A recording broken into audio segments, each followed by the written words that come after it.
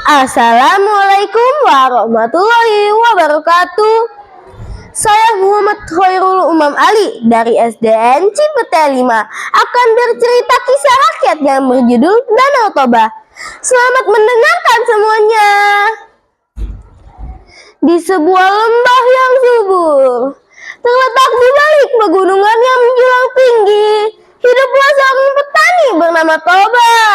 Di Sumatera Utara, banyak alamnya yang penuh misteri. Namun bagi Toba itu hanya rumah yang penuh kedamaian dan ketenangan. Toba bukanlah petani atau saudagar yang kaya raya. Toba hanya pria yang sederhana dan memiliki ladang kecil.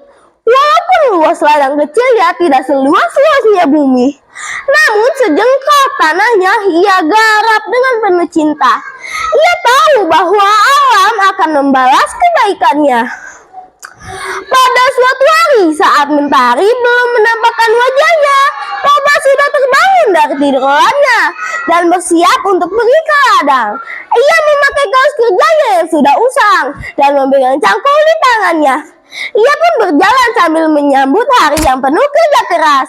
Selamat pagi dunia, ia berkata di dalam hati sambil menatap langit walaupun warnanya masih kelabu.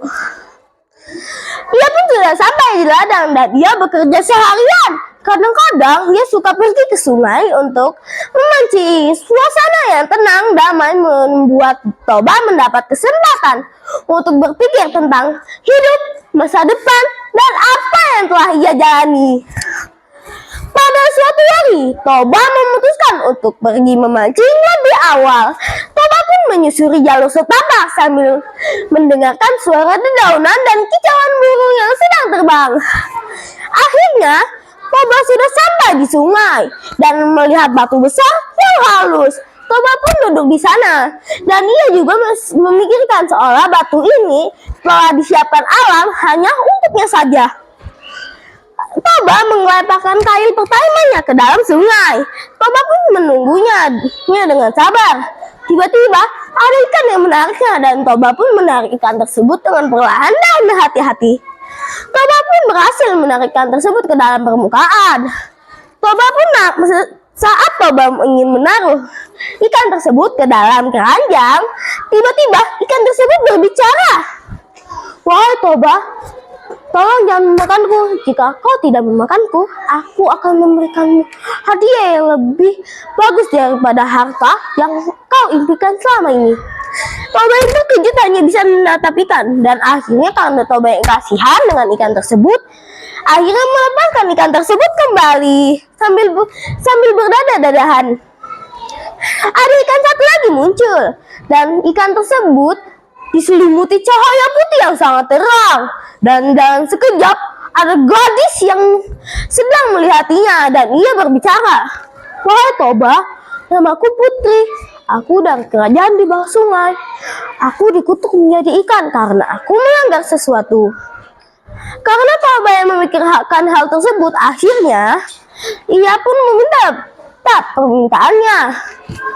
"Aku ingin kau tinggal bersamaku walaupun rumahku kecil." Putri pun menyetujuinya jika dia ingin tinggal bersama Toba. Ketika ia ditinggal bersama Toba, ia selalu berbincang-bincang bersama, bertani bersama, makan bersama. Pada suatu hari, Toba dan Putri memutuskan untuk menikah dan akhirnya mereka menikah dan memiliki anak yang bernama Samosir. Samosir merupakan anak yang ceria. Pada suatu hari, Toba yang sedang bekerja di ladang diberikan bekal oleh Putri. Namun, bekalnya dihabiskan oleh Samosir yang membuat Toba marah. "Samosir, kenapa kamu makan bekalku? Dasar kau anak ikan rakus!" Karena perkataan tersebut, Samosir dan Putri akhirnya pergi ke arah kabut putih. Dan ketika Toba memanggil, sayang Samosir, tidak ada jawaban dari mereka. Tiba-tiba dari tanah ada retakan dan muncullah air yang menyembur ke mana-mana. Toba berhasil melarikan diri ke arah gunung yang sangat tinggi. Tapi Ia kehilangan Putri dan Samosir. Setiap angin yang menghembusnya teringat akan Putri dan Samosir. Wisata Danau Toba bukanlah wisata biasa.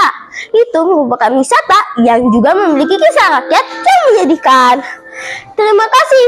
Sekian dari saya. Wassalamualaikum warahmatullahi wabarakatuh.